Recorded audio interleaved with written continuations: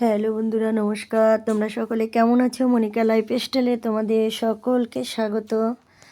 তো আজকে তোমাদের ছোট্ট একটি ব্লগ দেখাবো, আর সেটার শুরুটা হলো আমার একটা গাছ দিয়ে। আর গাছটা হলো চাল কুমড়ো গাছ। এটা মরা মরা ভাব হয়ে গেছিলো, কিন্তু তার মধ্যেই বেঁচে গেছে। মরা মরা ভাব হয়েছে মানে এটা জলের সময় একদম ডুবে গেছিলো, ভেবেছিলাম বাঁচবে না, শেষ। তো জলটা কমে যাওয়ার পর দেখলাম আবার বেশ একটু লতাপাতা টেংরি গজিয়ে হয়ে গেল। আর এর থেকে আমার 3-4টা কুমড়োও খাওয়া হয়ে গেছে। তো আজকে আর একটা কুমড়ো আছে, সেটাকে পেরে নেব। তো চলো সেটা একটু তোমাদেরকে দেখিয়ে দিই। তো তোমাদের দাদাকে বললাম একটু কুমড়োটা পেরে দাও। এর আগে একটা আমি কুমড়ো পেরেছি, সেটা তোমাদেরকে দেখিয়েছি। আর সেটা কাটাকাটি, রান্না, তার সাথে কিছু গল্প তোমাদের সাথে শেয়ারও করেছি। আর এই দেখো কুমড়োটা বলতে বলতেই তোমার দাদা পারছে। তো কুমড়োটা যখন দেখছিলাম দূর থেকে, মনে হচ্ছিলো যে এটা মানে বতি হয়ে গেছে, মানে বুড়ো, এটা হয়তো শক্ত হয়ে গেছে।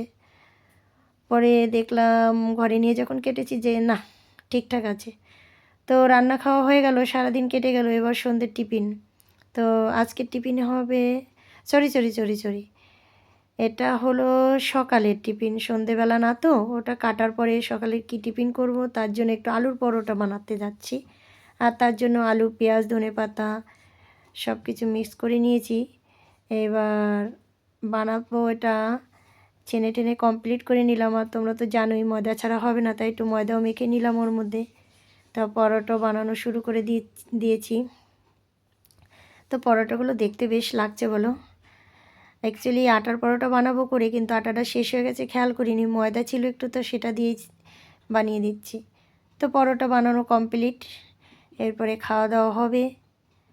তারপরে তোমার দুপুরের খাওয়া দাওয়া হওয়ার পরে আর বিকেলে কি বানাবো সেটাও তোমাদের সাথে আজকে শেয়ার করব। তো চলো।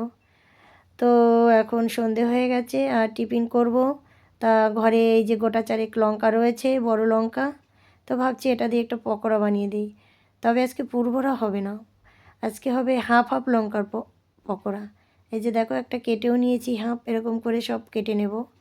আর এর জন্য যা মশলাগুলো লাগবে সেটা হলো, বেসন তো আছেই, ব্যাটার বানানোর জন্য একটু চালের গুঁড়ো দিয়ে দিচ্ছি, নুন, একটু হলুদ, আর একটু ভাজা মশলা, আর একটু কালো জিরা, ব্যাস। ও আর একটু দিয়েছি তোমার গোলমরিচের গুঁড়ো, ব্যাস। ওগুলো দিয়ে ব্যাটারটা বানিয়ে নেব। আর এই যে সব লঙ্কাগুলো কেটে নিলাম, দানাগুলো ভেতরে ফেলে নিয়েছি।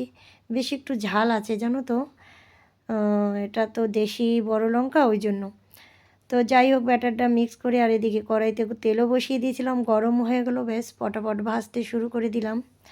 আর পাশে ওদিকে দুধ রয়েছে, ছোটোকে একটু দুধ খাইয়ে দিয়েছি। আরও হাঁড়িটা ওখানেই বসানো রয়েছে দুধ গরম করা। তো চলো, দুধ তো আর খাওয়া হবে না, দুধ খেয়ে টিফিন করা হবে না। সন্ধ্যের টিফিনটাই পকোড়ার মুড়ি দিয়েই হবে। তো চলো, সব ভাজাভাজি কমপ্লিট। তোমরা ভাবছো ভিডিওগুলো এরকম আসছে কেন? এক হাতে আমার ক্যামেরা আর অন্য হাতে চলছে আমার কাজ, এই জন্যই এরকম আসছে, হাফ হাফ ছবি। তো তোমরা একটু বুঝে নিও। তো এদিকে মুড়ির থালাও চলে আসছে। তো চলো, এই যে মুড়ির সাথে এখন সব সাজিয়ে গুছিয়ে খাবো। তো আজকে ছোট্ট ব্লগটি কেমন লাগলো তোমরা একটু কমেন্ট করে জানিও। আর প্লিজ একটা লাইক করো আর সাবস্ক্রাইব করে আমার পাশে থেকো। তো তোমরা সকলে ভালো থেকো, সুস্থ থেকো। আজকে এই অবধি।